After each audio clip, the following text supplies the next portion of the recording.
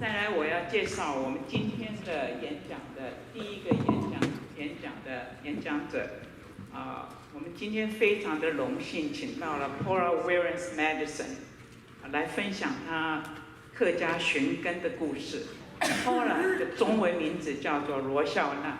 我刚刚跟她问过了，我说我可不可以用中文介绍你？她说没问题，她相信我。Paula, you say you trust me, so I'm going to speak in Mandarin Chinese, okay? Paula 呢是一个记者，她是学 journalism， 她是作家，她是演说家，又是很成功的企业家。2012年，她辞去了 NBC4 Los Angeles 的 Vice President 的工作，全身投入去中国寻根的那个工作。后来的兄妹呢找到他跟他的2个哥哥一起去找，他们找到了他们的客家血缘，他们写了一本书。对不起第一个，对，就是那本书。OK， 不对，这本书他写了这本书我感谢《世界日报》介绍了这本书，所以赶快去买了。去年《世界日报》也登了这本书，我去买了。读了呢，我非常的感动，因为我小时候，我的祖父在公馆苗栗，每天他都跟我讲，他说我们的来台主邱秀文公他叫秀文公，秀文公是广东嘉应州正平县来的，你们不能忘记哦。那个时候我可以感觉到我祖父很想要到台湾到嘉应州去看他的老家，但是我不可能的事情。所以呢，我说看了 Paula 这本书 ，I was very touched because my grandpa always told me, where the first ancestor who came to Taiwan is from Guangdong 嘉应州正平县。So when I was very young, I was always at this image that my grandfather wanted to go back, but he never did. Impossible given the situation. Paula 呢，我很感动，更激动的是 ，Paula 在她的书里面，还有她在公众演说的时候呢，她总是很肯定的，而且很骄傲的说：“我是客家人。” Paula always say, "I am Hakka, I am Chinese."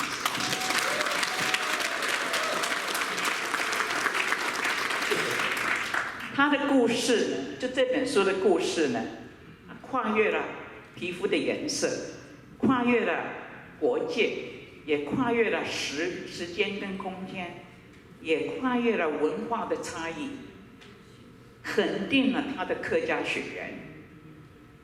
Paula长得跟我们在座的各位乡亲完全不一样，但是你等会听了他的演讲以后，你就会发现 Paula 就是我们一个乡亲。Yes, Paula, you're one of us.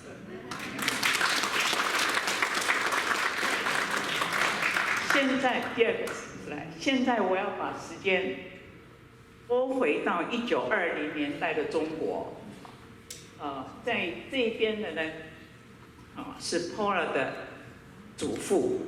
在那个时候的中国，因为战乱，因为贫穷，所以年轻人都很勇敢的到外国去谋生。Paula 的外祖父左边罗定朝先生就是这样子到了 Jamaica， 他到牙买加去呢，做了经营的杂货店 grocery store， 非常的成功。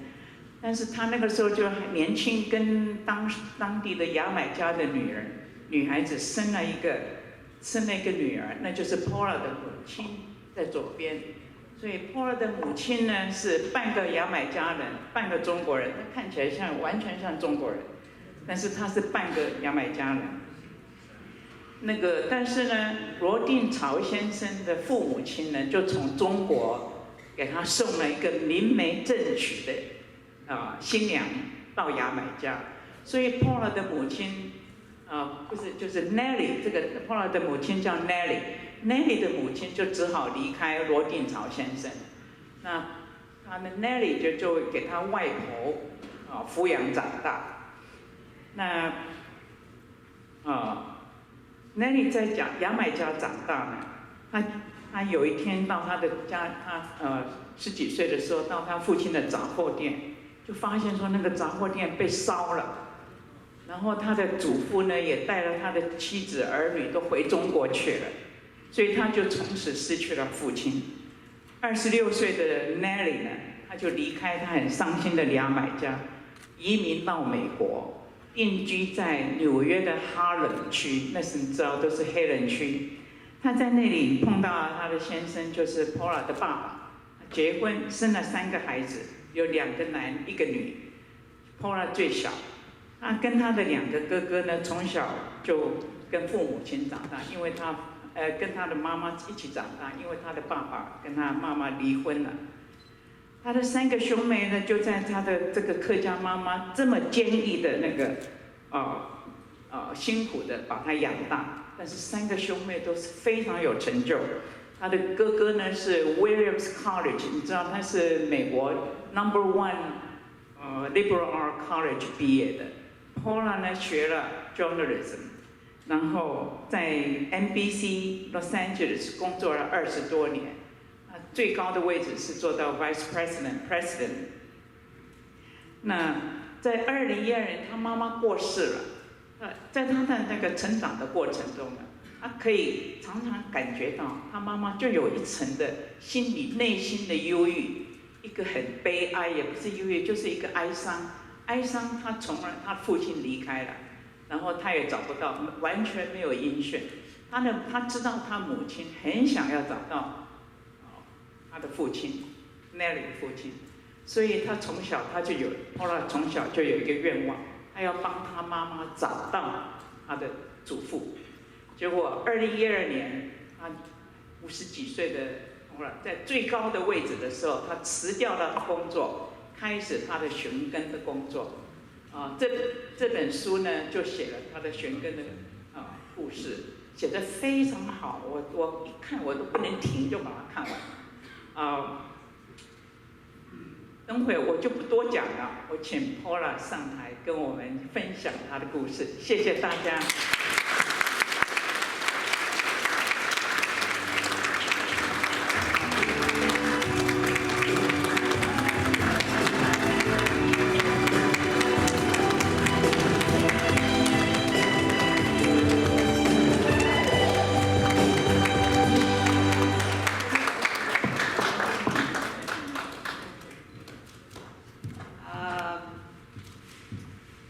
My family gives the greeting this way, Taika Hao.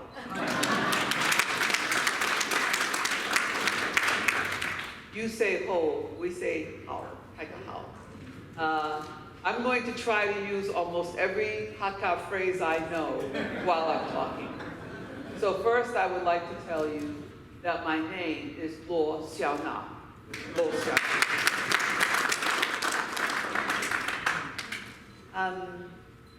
My grandfather, I wrote a book and shot a film about trying to find him. And I will bet when you look at my mother, you think she's very beautiful. Yes. My mother's mother was a local woman in Jamaica, black. My grandfather went to Jamaica in 1905 when he was 15 years old. He did not go to work on the sugar plantations. He went to work in a shop. He was a shopkeeper. He was very smart, and very quickly he rose, and they gave him his own shop to run about 40 miles away from Kingston. But at the age of 15, unlike many of the other Hakka men and Chinese men who traveled around the world, they left their wives and children back in China. My grandfather was too young to have a wife or a child, so he went to Jamaica at the age of 15. He was a teenager, second son. Very handsome, my grandfather.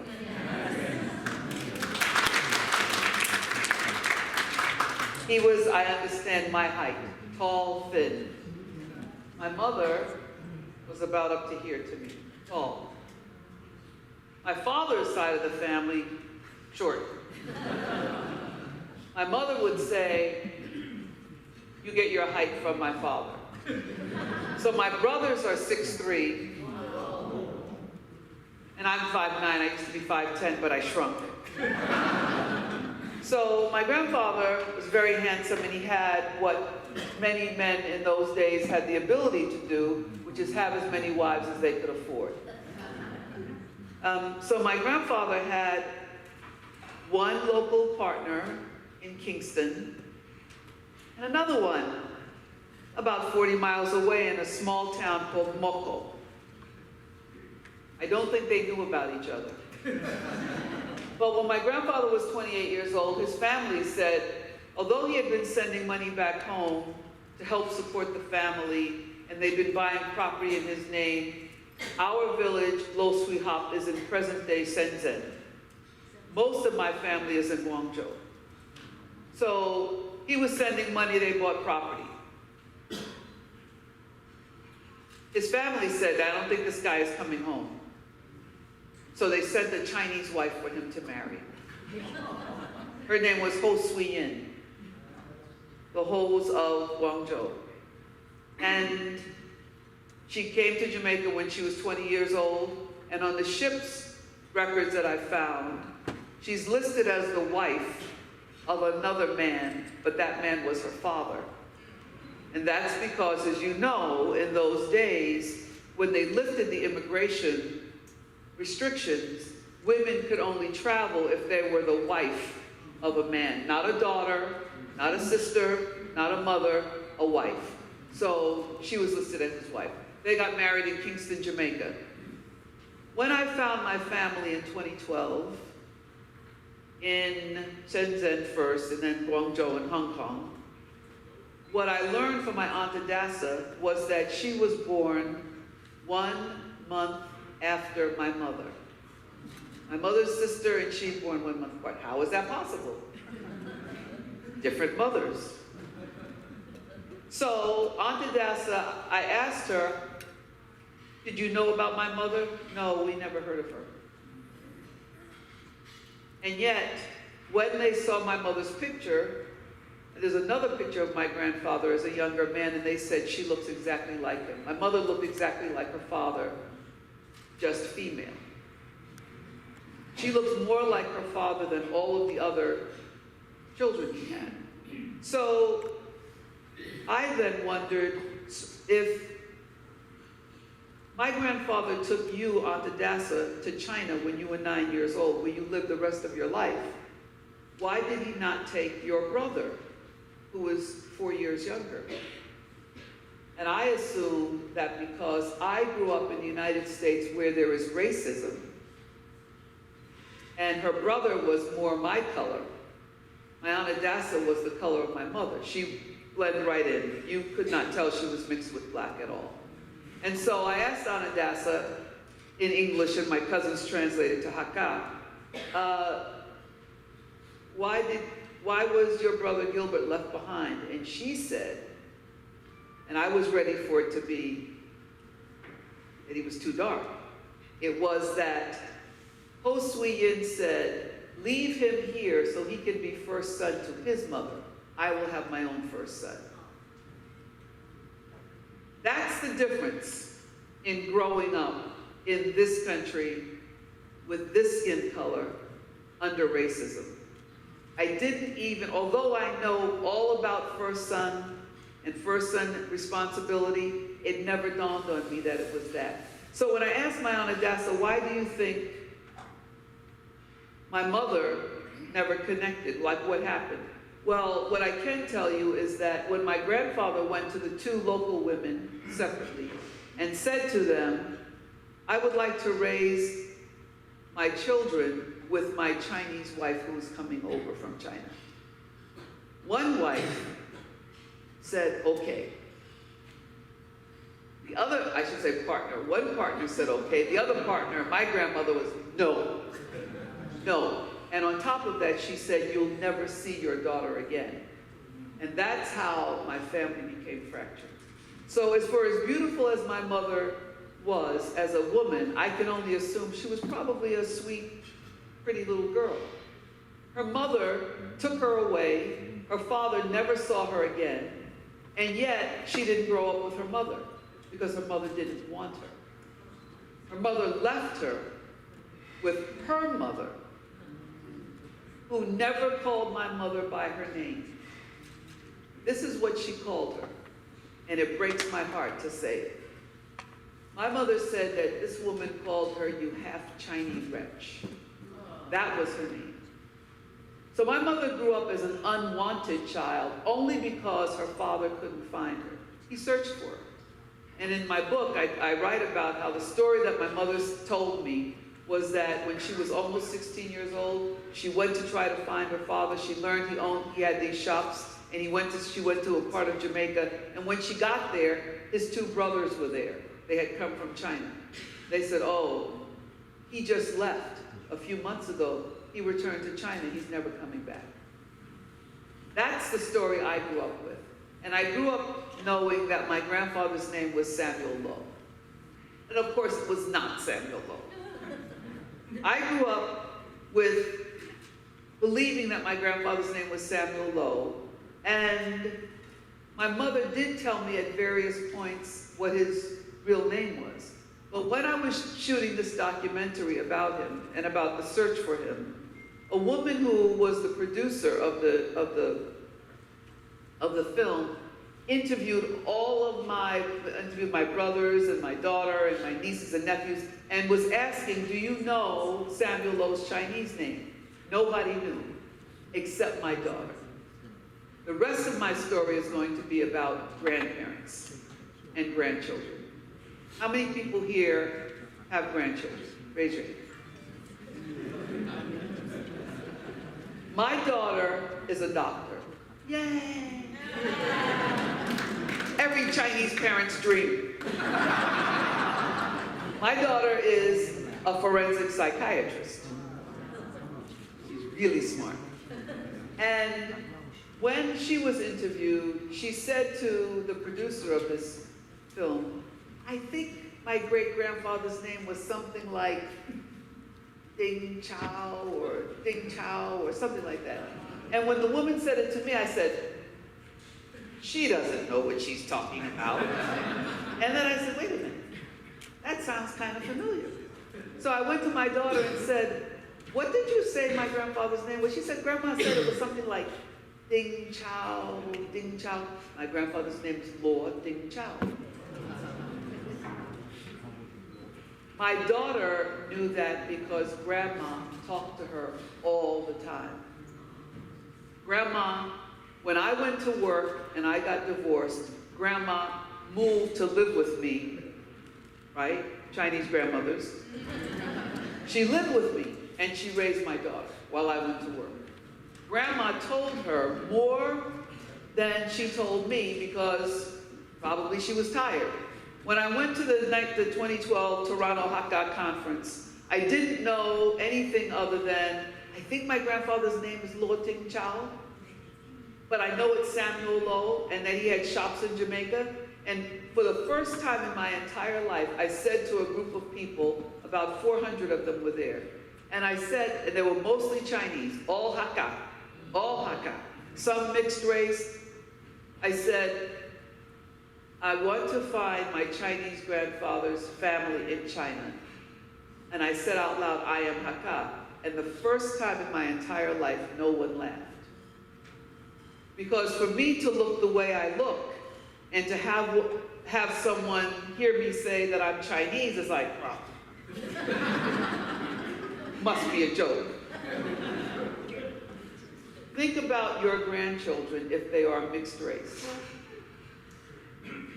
Now I'll finish this, I'll continue with the story because I'm going to come back to this. So I said, "I don't know where to start." And they said, "Every law," and they pronounce it Lowe, "every Lowe in Jamaica comes from one of two villages in China. We all come from Guangdong province. Some come from a village called New Fu, and everybody else is from a village called Lo Sui Ha." And I was like, wow, that narrows it down. And it turns out that ultimately I learned I'm from Low Sweet Hop, and that the founder of that conference, who I'd gone to, his name was Dr. Keith Lowe. And I met him and I said, "Can you tell me," I said, "you're the first Chinese Jamaican I've met who has the same surname as my grandfather and my mother. Could you please tell me if you've heard of them?" He said, "No, I've never heard of them." And within 2 weeks, that same man who we harassed, bothered, "Are you sure? Are you sure?" Call him. "Can you check?" He said, okay. He wrote to his nephew in Hong Kong and asked the nephew to check with the family in mainland China. I was copied on the email. And the next day, the response was, Samuel Lowe was my father. So in a short amount of time, I finished at that conference on June 30th, and by August 16th, I was in China meeting my family. Because of the internet, because of what one grandmother said to her granddaughter when her daughter wasn't listening, right? I'm busy being whoever I'm being, I'm playing, whatever, but the stories that my mother told my daughter were very strong and very impactful on my daughter.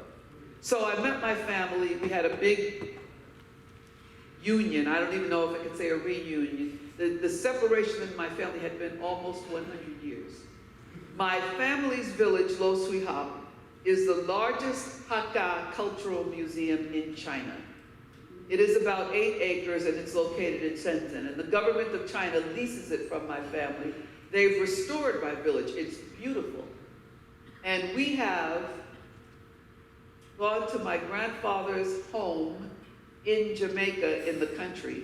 And the descendants of the local woman, not Chinese, not Hakka at all, the descendants of the local woman said to me, "You know, Mr. Sam's bed is in the house." "What? What do you mean his bed is in the house?" "Oh, the bed that he slept in." Now my cousins, my first cousins, who are his grandchildren, but these people who have the house are the local woman's grandchildren too, right? So I said to them, come here. I said, "You know you have a right to that house?" And they were like, "Yeah." "Do you want it?" "No." I said, "Then go get the bed." And they said, "What?" "Go get our grandfather's bed." What do you mean?" "We're going to ship it to China." So we shipped it to China. And it was easy to ship because my first cousin, my grandfather's, one of his 40 grandchildren, was the head of the anti-fraud division of customs for Guangdong province. He just retired a few months ago. He's actually coming here in about 3 weeks. Oh, here, I mean Los Angeles. And then I'm going to go to Jamaica again. But my cousin arranged for it all to be shipped. It's really good to have, you know, Chinese people, we like a deal. So I'm saying this to you because I'm speaking as a granddaughter of a Hakka man who left China to make his way in the world. Your children, like many other children of immigrants, probably is not paying much, they didn't pay much attention to the stories. Busy going to school, busy not wanting to hear all that stuff. That's the old, I just want to play, I want to hang out with my friends. Stop being so weird. And because of that, the disconnection with our Hakka culture is real. We run a huge risk by letting our children be as American as they think they want to be. There's an author, and I'm just going to use one sentence. There's an author who says, in this country, American means white. Everybody else has to hyphenate. That's powerful. And for your children and your grandchildren, the danger is that we are trying to assimilate while hanging on to our culture, but we're trying to become more American so that we can fit in. The danger that we run by not sitting around and having our children hear about our history and the Hakka culture, and, you know, okay, another Hakka phrase I know is chiganin, right? If they don't understand the importance of that, here is what I'm afraid will happen. I am Hakka. If you tell me that I am not Hakka, I will probably punch you in the face. One other thing I will do very quickly is, you can decide for yourself how Chinese I look or don't. You can't see around my glasses, I know.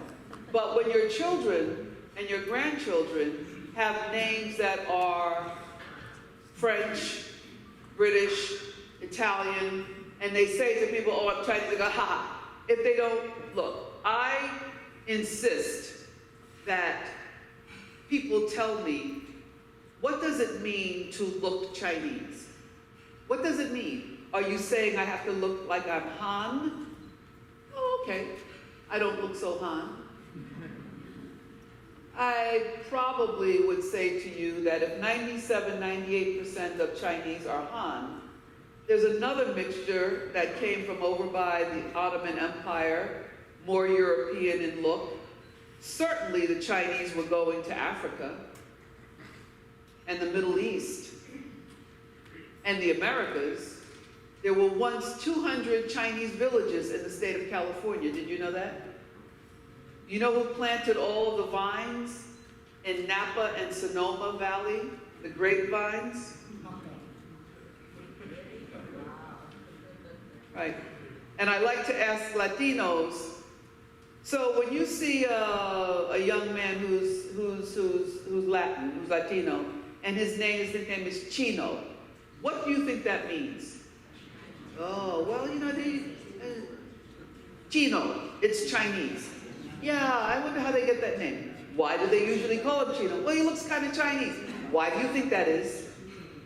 Because back then, just in terms of understanding where we fit in this country, when our ancestors came to this country in the 1830s and 1840s to mine gold and silver, we were not allowed. They said only US citizens could do it. So those Chinese men who came over got stranded in California. No mining of gold or silver. And those miners would come out of the mines dirty and hungry. They would send their clothes to Hong Kong to be laundered on ships and come back weeks later. So the clothes kept circulating. And the Chinese men who were stranded said, we could do their laundry cheaper and stay right here. And then they said we can cook their food. We know the food was not real Chinese food, but cook the food.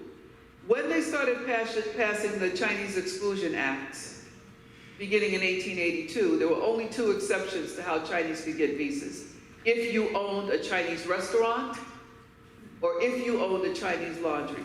Did you know that? So that in this country, the only nation whose citizens were ever banned from becoming naturalized citizens of the United States was China. So Chinese were not allowed to become citizens until after the 1940s, and so on and so on. You probably know this. But do your children know this? Because they're not taught this in school. I was a history major, and I concentrated in US history, Caribbean history, and Chinese history. We are not taught this in school. What we are taught is that we're not really American because of the way, I'll say, Han Chinese people look. So now what does this mean for your grandchildren? Right now, if you go to any university, not even major, the top university, any university in the United States, anyone, and you look at the numbers of international students who are in attendance at that university, the #1 group of students will be Chinese. Why is that? And what happened to the H-1 visa program? The one where if you started a business and you were Chinese and you could come in and be on the way to citizenship, that one's in suspension. I'm saying this because how I found my Hakka roots. I grew up with my mother telling me, growing up in Harlem, if you get into a fight, don't walk away until the other person can't get up. It sounds harsh. It sounds harsh. But I grew up in Harlem with a mother who looked like that. And I was just another black kid until my mother came outside. Paula, come in for dinner. And then it would get crazy. But I was too proud and loved my mother too much to say, Mommy, don't come outside. Don't call my name. So my mother came outside one day when I was 8 years old. Paula, come to dinner. I was jumping rope with another little girl from a few blocks away. She didn't know my mother and she didn't know me well. And my mother said, Paula, come for dinner. And she looked at my mother and she looked at me and, who is that? She said. And I said, that's my mom. I apologize for saying this, but this is what she said. That chink is not your mother. I was 8 years old. My mother was standing on the stoop. I did what was sensible. I punched her in the face and knocked her down. My mother is on the stoop and she's looking at me. And I waited for the girl to get up, and she didn't, because she knew if she got up, I was going to knock her down again. So my mother's standing on the stoop, and she said, what happened? And I said, she said, you weren't my mother, and she called you a chink. And my mother said, okay, come inside, eat dinner. Now, that may not be suitable for wherever you live and your children are, but what I am telling you is that when you are alone, and when you don't have a community around you, and when people identify you as being different, other, what can happen is you feel alienated. I showed my film once, and a little girl raised her hand. She was 14 years old, and she was crying. And I said, oh, it's okay. I mean, don't be nervous. And she said, I have a question. Her mother was sitting next to her. Her mother was Caucasian. And the little girl looked at me and said, how do I get people to stop asking me, what are you? Wow. And I said, I never would have dreamed that I'd be a person to address that. But I watched my mother handle that question, and she would get angry every time. Every time someone said to her, what are you? She'd say, I'm Jamaican. No, but what are you? I'm Chinese Jamaican. And she'd say, you idiot, and she'd walk away. My mother was very assertive, I think she was a very Hakka woman. Very strong, my mother was very strong, and she didn't have a husband around, right? So this little girl was crying, and her mother was sitting next to her, and her mother was like, I could see her mother didn't, like, why is she crying? And here's what I said to the little girl, which might be something that some of your grandchildren wonder. I said, when someone asks you, what are you? Maybe you can ask them, are you asking me my racial history? And if the answer is yes, then maybe your response can be, well, my mom is this and my dad is that. I said, or you can say, I choose not to answer that question because it's a foolish question. And her mother was still in shock, and I said to the mother, I'm glad that love is love and people fall in love with each other, but understand that your daughter didn't grow up the way you grew up, and she's not growing up the way her father grew up. Your experience is completely different than that from a US-born mixed-race child. How I found my Hakka roots and why. My mother was always sad. I barely remember her ever laughing. And everything that my mother talked about was how important family is.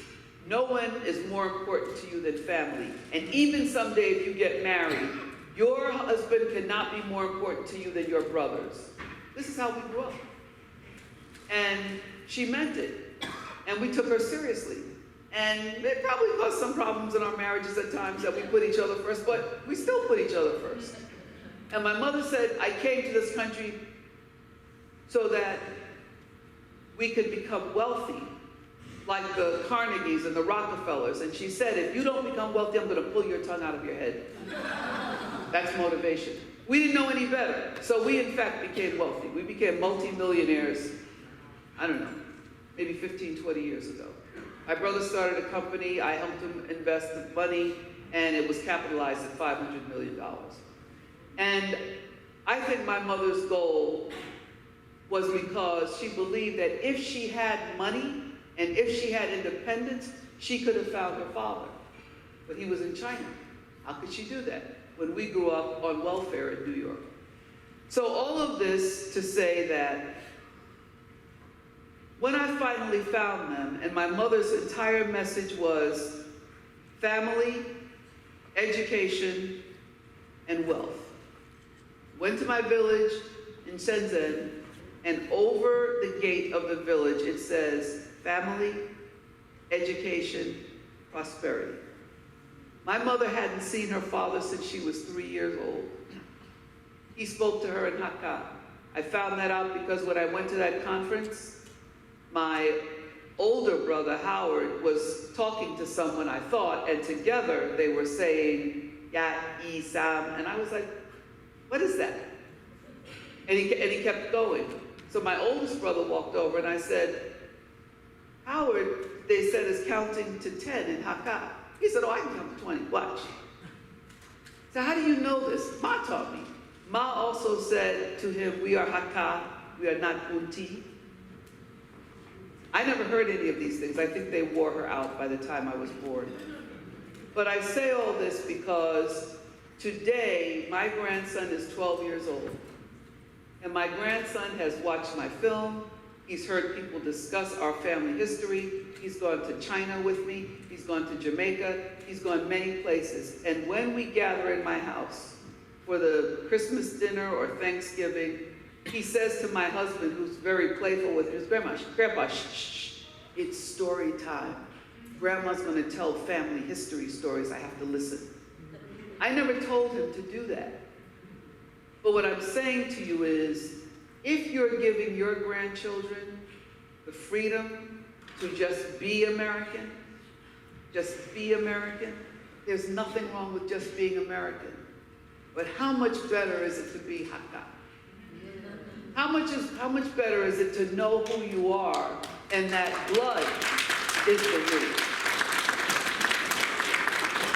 How much better is it to know that whatever people may think about who we are as Chinese people, as once we understand who we are as Hakka people, not just Chinese, because I know many Chinese who I've seen in China, and they go, Hakka. And I say, I know, you wish you were me. Because what are we known as? We're known as the people who, if you want to make money, follow the Hakka people. That's what they say to me, and I believe them. I'm here to say that I grew up believing that we as a people are not bound by what I will call geopolitical lines, otherwise known as borders.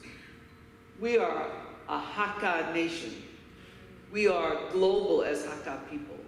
We are all over the world. I have been to many, many, many countries and many, many cities in China, and I've been to Taipei, and I just wandered around and looked up and said, oh, there's a Taipei Hakka Cultural Center. And so I went in, and they welcomed me, and I had a tour, and I went upstairs, and the next thing I knew, my film was in the Taipei Hakka Film Festival for 3 years in a row. I'm gonna go back because the meaning of being Hakka is that it doesn't matter where we were born, it doesn't matter our skin color. We are Hakka people, and your children take it for granted probably because you're busy and you were letting them be Americans. I am here to beg you, how long it took me to find my Hakka root, how long it took me to find my grandfather's history, how long it took me to find my 300 relatives who are the direct descendants of my grandfather in Shenzhen and Guangdong, how long it took, and how long it took for me to find out that my Jiapu goes back to the year 1006 BC. I am,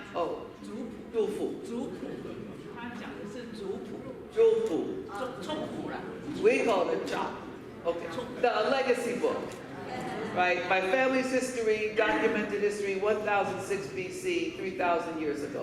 I'm the 151st generation in my family. And when I found them, I asked my uncle, who was the patriarch, I said, so now that I found you, can my mother be in the book? And he's, oh, it's really men. It's really men. And I said, okay. And when we went back to China, my aunt Adassa said to me, bring everyone home, bring everyone here. I was like, everyone? Does she know that I live in LA? And it's like, everyone? Everyone. So we brought everyone. 22 of us went. And we bought out American Airlines business class, because I said if we're going to take this family to China, they're going to like, oh, I love going to China. So we went to that, and my Aunt Adassa had a 94th birthday party, and 320 of us were there, and we were meeting everybody for the first time. All descendants of my grandfather. And you know what we did? We went back a few months later and we started a business. So my grandfather had 8 children, all 8 branches of my grandfather's children, right? We formed a company called Ding Chow Enterprises. And Ding Chow Enterprises, each family unit has a ownership share. We export Napa wine and wine from Chile to China and to Hong Kong. And we've spawned other businesses from there.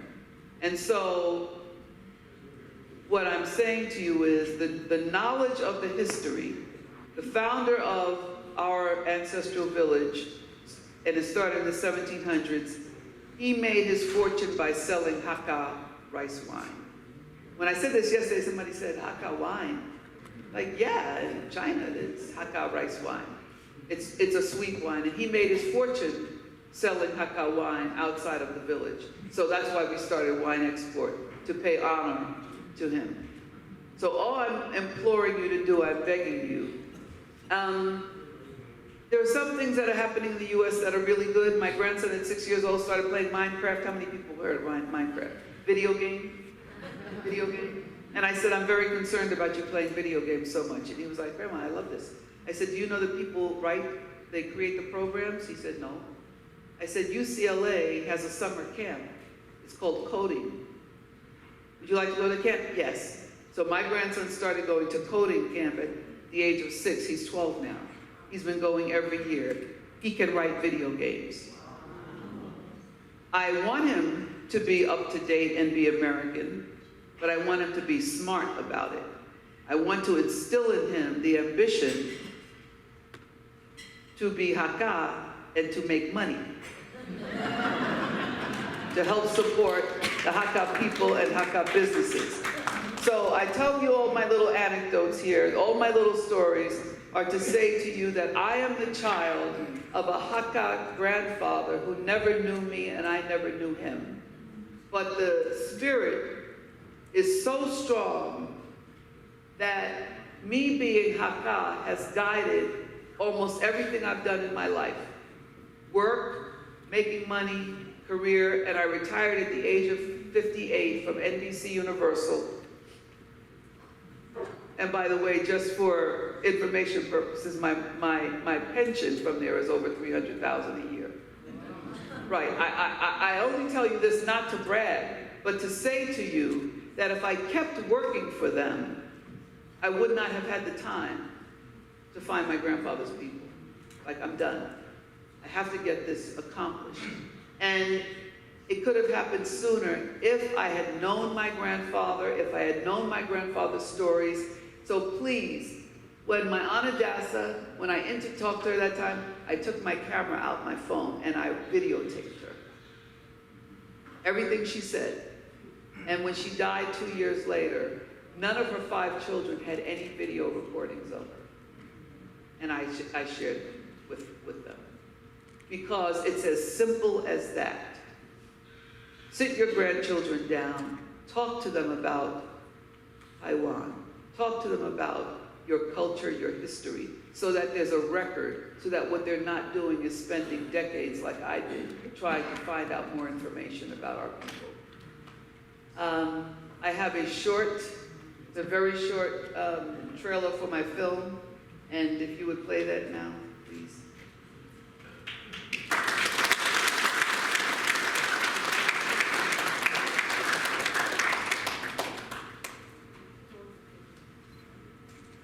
We all say we're part this and part that. We have to know where we're from. The best we might be able to do as the descendants of slaves is possibly go back 2, maybe 3 generations, and that's about as far as we can go. I am not defined by slavery. We are not. It was a moment in time of a very, very, very long legacy of Africanness. We all grew up in Harlem, New York. My parents settled on 163rd Street and Amsterdam Avenue, which I read later achieved some level of notoriety as being statistically the worst block in New York City. We felt an inherent danger in the neighborhood because we were looked at, as other than only because we had a Chinese mother. My grandfather's name is Samuel Lowe. My grandmother was Jamaican. My grandfather was Chinese. My mother told me she last saw her father when she was young. He left for China and never came back. I decided that I would just put out an out loud petition to my Jamaican family. Can you all help me find my Chinese grandfather? My cousin John Hall, he said, oh, there are a lot of Chinese Jamaicans in Toronto for the Hakka conference. So I said to my brothers, we're going to this. They're like, okay. The Hakka traveled from the north and are the migratory tribe, and they are the adventurers, and are themed many places, and the one people. I was stunned out of my mind when Carol said that her choke pole, her family's history, goes back to 600 BC. And I thought, what if my family has a choke pole? This is Adassa's mother. And then Adassa was taken back to China with her father, Sam Lowe. Our grandfather would have come here. Yes, it is the Hakka people who have traveled the length and breadth of the world. This is more than I ever hoped for. I knew that this was going to be emotional, but so what? What it was going to be was the fulfillment of my dream, my goal. My husband said, when you find these Chinese people in your family, what are you expecting to happen? You know you're black. I know I'm black. I expect that because I'm their family and they're my family, we'll be family. The venture that we're taking to China is like a dream come true. To finally find some people who are related to me. I knew that I am a Lowe and they will want me as much as I want them.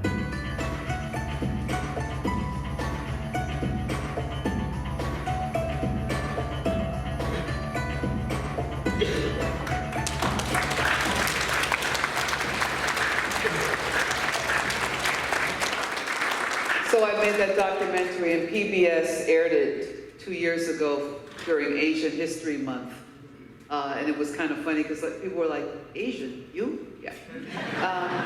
And the book I wrote, HarperCollins published it, and then it was translated into Chinese by Shenzhen Publishing. So I have them here. So this is Chinese. And the film that you just saw, I also have it with Chinese subtitles. So I have them for sale afterwards. And at this point, I think I should say, thank you very much.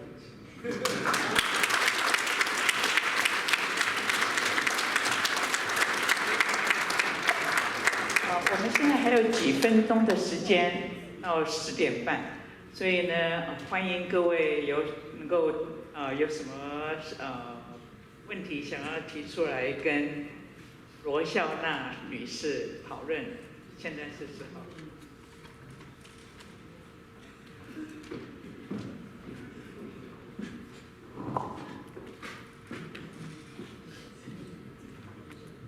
I'm Frank Indy, And I've been to China several times, including my ancestors' area in Fujian. Okay, and I visited their graveyard.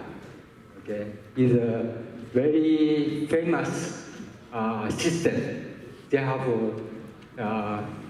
Song Dynasty, at least from Song Dynasty to to me, it's about 26 generations.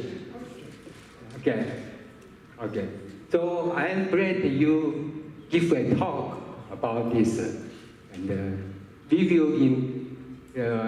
I will tell my grandchildren how important even my grandchildren is a mixed race. Some are from Cuba, some from India. Okay. But I will talk just like you talk to your children. Thank you very much. I'm glad that you heard that message. You know that 20% of the population of Cuba is mixed Chinese. 20% of Cuba. And I went to Chinatown in Havana twice 2 years ago, and there were only about 5 Hakka elders still alive. And last year, one of the men, who was about 95 years old, he died. But there's a very, very small Hakka population in Cuba because most of them came from Toisan and Jongsan, whereas Jamaica is all Hakka. Thank you.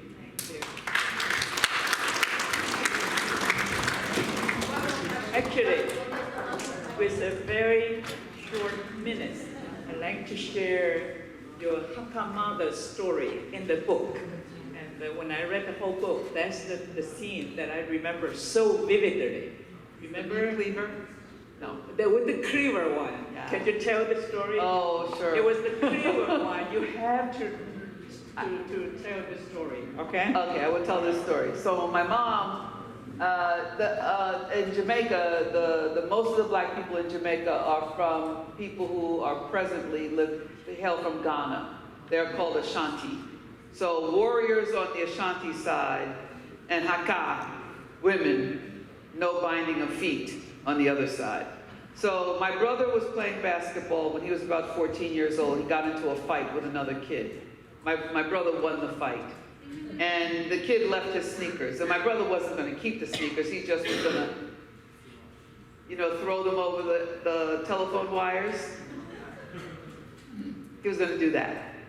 So we were in our house, in our apartment in Harlem. And another kid came running and said to my mother, Miss Nell, Freechie's father and his sons are coming. They're going to beat up Elric. My mother did this. So she went into the kitchen and she got a meat cleaver. And she said to my oldest brother, the one who had gotten to the fight, Elric, get the baseball bat. So my brother got the baseball bat. Howard, get the handcuffs. So a family friend had served in the Spanish-American War, and they had iron handcuffs, very heavy. And if you held one and you swing it, you could kill somebody with it. So she said, Howard, get the handcuffs. And then she says to me, Paula, bring the cat.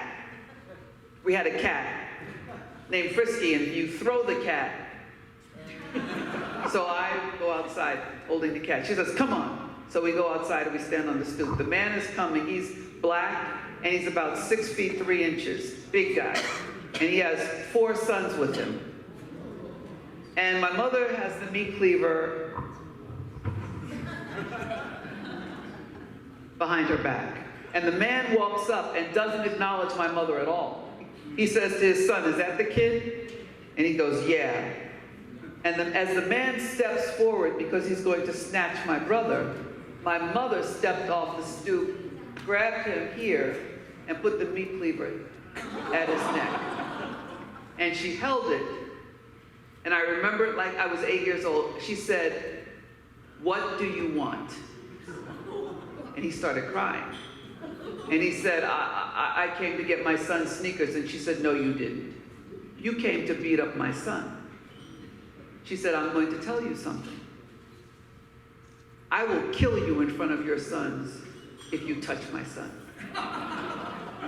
Now he's crying. And the man says, I just wanted to get my son sneakers. She says, Elric, give the kid his sneakers, and my brother. And she says, now I'm going to let you go. If you ever come around here and come near any of my children, I will slice your neck. And then she pushed him. And she stood there like this. The whole neighborhood was out. Everybody came because Miss Nell was going to kill me.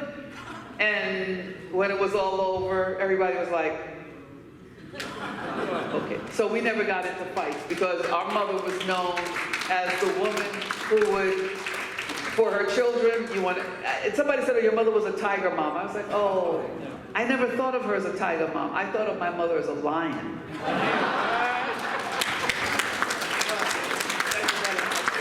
Thank you, Paula. Thank you very much. 谢谢大家专心听讲，希望大家觉得这个非常有用。谢谢。我们今天非常感谢我们的2位的 speaker 为我们做这么精彩的这个客家文化的传承。那我们现在来感谢他，谢谢。